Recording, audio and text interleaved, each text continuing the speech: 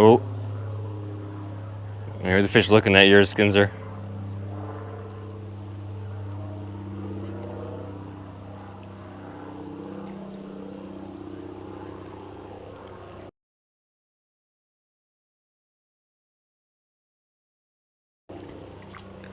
Oh, come here, buddy. I know you want it. Come on, I see you. I see you under it. Get it. Get it! Yes! Oh my God.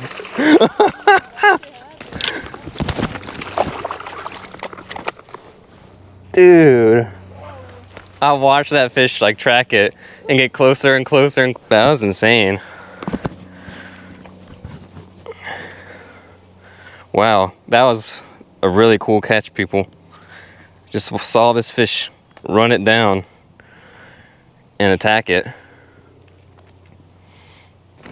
All right, thank you, buddy. That was a really cool bite. Appreciate that.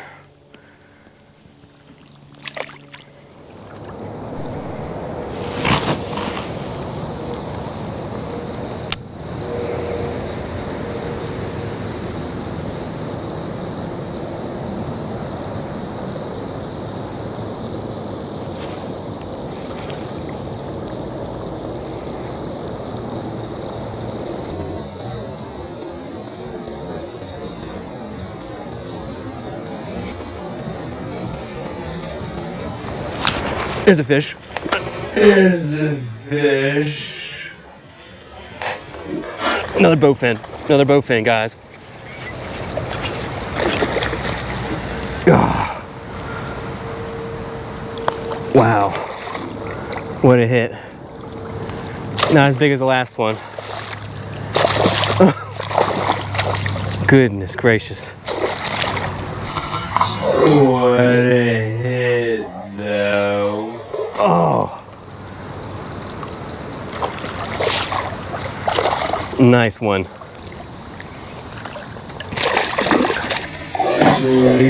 Yeah. Fish. We got you. Woo, mad. Angry fish. Angry fish. Oh. Woo, man. This fish is strong. He got out of the grippers.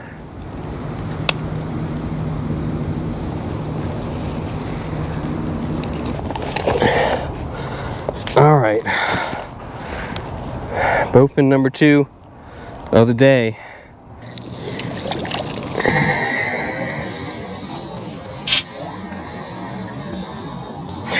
See you, buddy.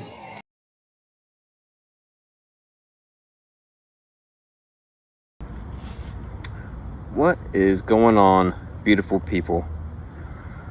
Well, I went fishing this past weekend and I got skunked. Didn't catch anything for the first time in a while. And I'm not talking about skunked where, you know, you just kind of went out, you know, after work and you only had like an hour to fish and you just didn't really have time to figure them out. I mean, I was out for maybe 4 or 5 hours, and yeah, I never got a hookup with anything. I got a couple of little taps, but that was it. You know, I was challenging myself a little bit, admittedly. I went to a pretty new lake. It was a lake where I caught one fish before about a month ago, and yeah, I was testing out on new rods, so I only had one setup with me, which was another challenging factor. You know, usually if I'm exploring a new spot, I like to have 2 or 3 rods most of the time. Yeah, it happens. That's just part of fishing. But yeah, I couldn't figure them out. I threw you know, some topwater. I threw some tiny swim baits, straight tail grubs, curly tail grubs. I fished you know, a Senko spinner bait, you know, jig spinner. And yeah, nothing to show for it. So today I'm doing another kind of tips and tricks style video here. So yeah, I'm going to be talking today about the most exciting type of fishing, or at least the most exciting type of lure fishing in my opinion, and that's going to be with topwater lures. So today I'm going to give you 5 tips that are going to help you out if you're getting started fishing topwater and you want to have a little more success on the water. So when I say a topwater lure here, I just mean really any type of lure where the action that it imparts when you're retrieving it is, it's interacting with the surface of the water, the surface film of the water. I have a pretty significant variety of topwaters. I dedicate a significant portion of my tackle to topwater. Maybe like a quarter of my lures are topwater or topwater adjacent, because it's really the most exciting way to catch a fish, in my opinion. Seeing a fish come up and aggressively, strike your lure at the surface. There's really nothing else like it out there, especially when it comes to fishing. So to get started here, the first tip that I want to put out there, and this may seem kind of like not important, but I really think it is when you're starting out, and that is just to put in some time with topwater lures. Just get out there and use them, work them. Don't get discouraged. I think what happens with a lot of guys who try topwater and then kind of don't do well with it, don't learn much with it, don't catch much with it, is they get a topwater lure and they try it maybe 3 or 4 times, and they don't really catch anything, or get like one bite, and then they just kind of they lose confidence and they give up, and instead they go back to one of their old confidence lures, a Ned rig or a shaky head or a Senko. And you can probably catch fish a little more reliably with those methods, but yeah, you're really missing out on a lot if you kind of give up on topwater. So I kind of had that experience myself too. When I started off fishing, I went out and I got a Zebco 33 spin cast combo and like 5 or 6 different lures, and one of the first ones that I got was this guy right here. This is a topwater lure. This is called the Hedden Baby Lucky 13, and I basically got this because this is kind of one of the oldest lure designs that you can still kind of buy today. So there's a lot of history to that lure. But I went out and I tried it a few times and didn't catch anything, and it's been sitting in my tackle box for years without really me tying it on. But I just went out, on the last couple of trips, I gave it another shot after all these years, and I actually caught some bass on it. I actually caught a 3.5 pounder on this thing. So it goes to show you, don't give up easily when it comes to this style of fishing. Just put in some time, put in some practice, and you'll figure things out eventually. It just takes some patience. That's one of the big lessons that fishing can teach you, is patience. And the next tip here, if you're just starting out and you just want to catch some fish on top and you don't really care what species or anything like that, and you just want to make a few catches, get some experience in, is to start small. Obviously the most exciting thing is catching a big predatory game fish on topwater, a largemouth bass or a muskie or a striped bass or what have you. But there's a wide variety of smaller species that'll hit topwater lures as well. Particularly sunfish like them. Bluegills, red ear sunfish, red breast sunfish will hit them pretty aggressively. A good example here of like a smaller lure that you can sort of try out here is this guy right here. This is a Rebel Teeny Pop R. Just a little popper. You can cast this around isolated cover and twitch it back fast or twitch it back slow, working the rod tip. And yeah, little you can catch bass on this, of course, but little bluegills and sunfish will attack this thing as well. Another good example here is this little guy right here. This is a Hedden tiny torpedo here. This is just a single prop, little prop bait here. I feel like the prop on this doesn't actually do that much, but it just creates enough of a disturbance that little sunfish really can't pass it up. And yeah, this thing has caught a lot of red breast sunfish in its day for me. And then another good option is like these, this is a Rebel crick hopper. You know, Rebel has a line of these little ultralight crankbaits that often imitate insects. There's like one that looks like a horsefly, this cricket one, there's a crawfish, and a couple of others. But you know, twitching this little crick hopper along the surface in late summer when there's lots of grasshoppers out, it's a very lifelike presentation. And if the fish are keyed in on insects, this thing will get torn up, and not just by small fish either. There was a spring a few years back where I was fishing like a slightly bigger version of this, like I think it's called the big hopper, which you don't find as often. But there was a shallow flat and there were lots of bass there, and they were tearing it up. So don't underestimate the smaller lures. They can work too, and it's a good way to start off if you don't have a lot of confidence yet. You know, you can just tie those on to like your ultralight, you know, get an ultralight rod and catch some panfish, and the bass will probably start showing up eventually too.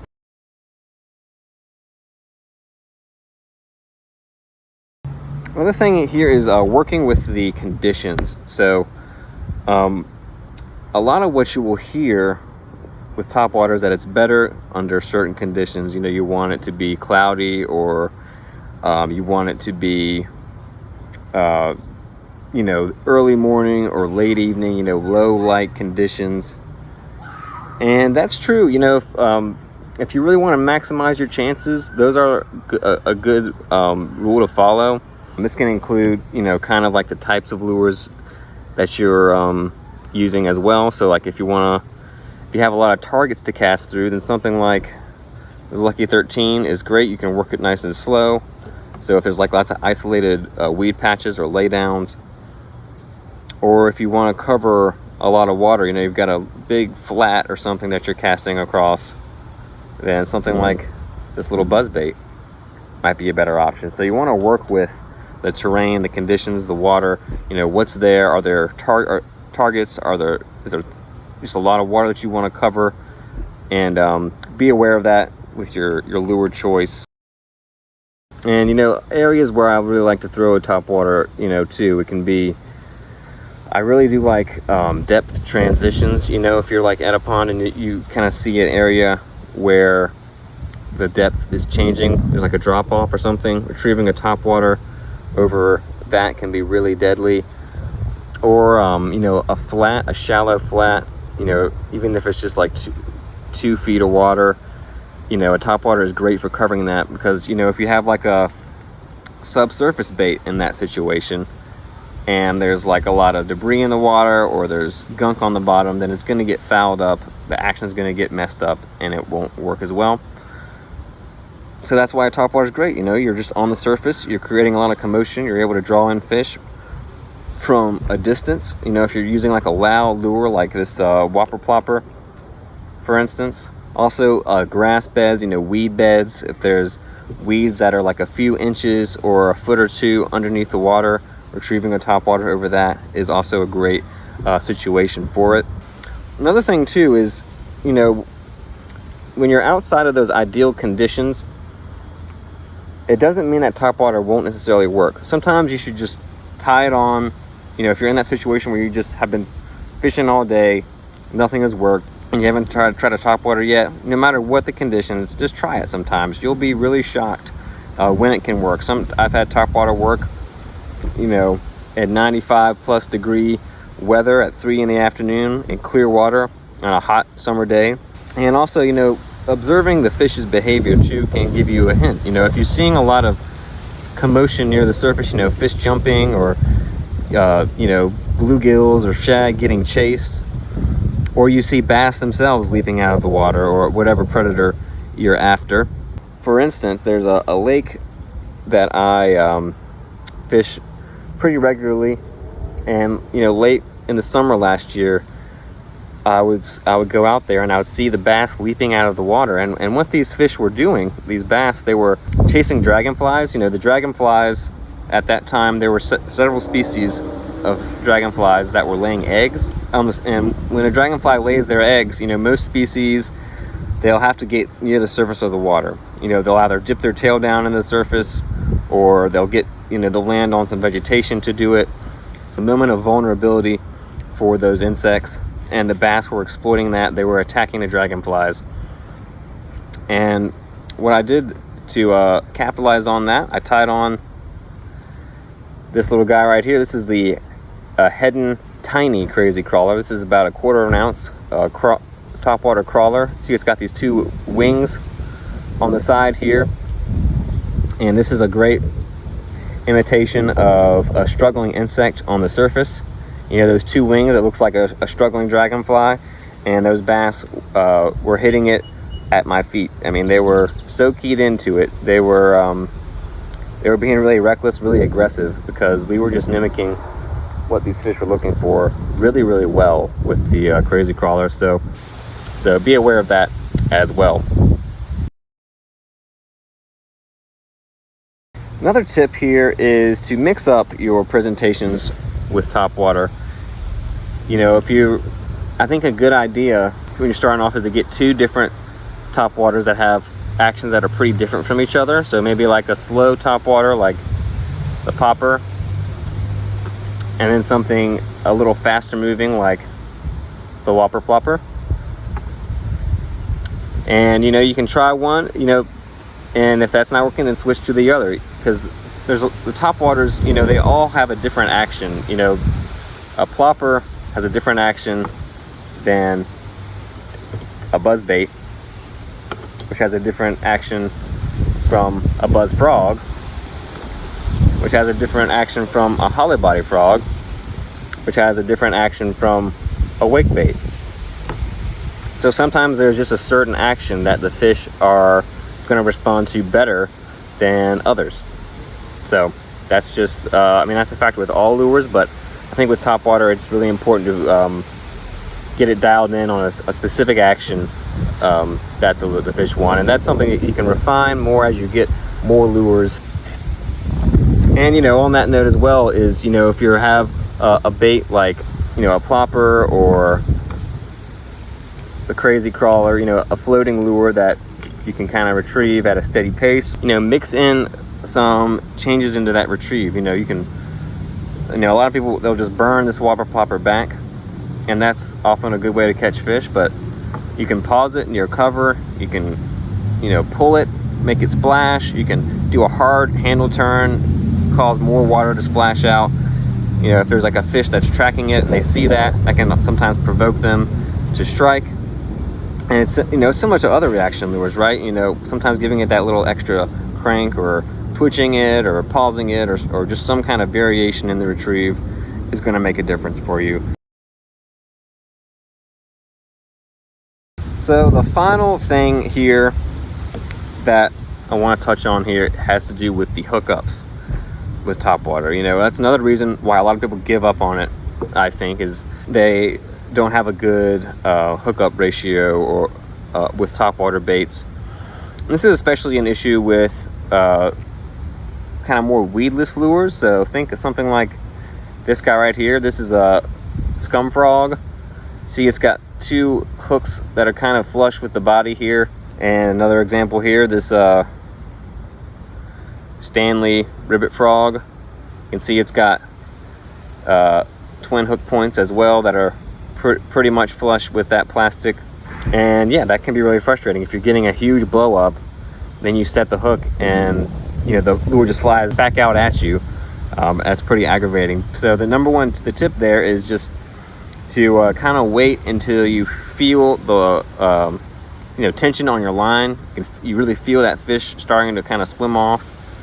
You know, just a second or two. It doesn't take that long, but, you know, don't immediately react when you see the splash and swing.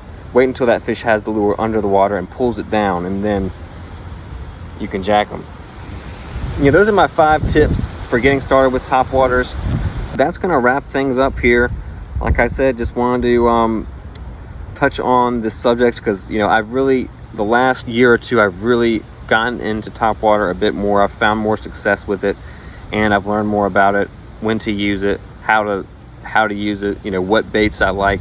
So if you've made it this far, just want to say you should subscribe to the channel. We've got weekly fishing videos, coming up here, you know, bank fishing, lure fishing, wade fishing, ultralight, bass fishing, multi-species. And with that being said, thanks for watching.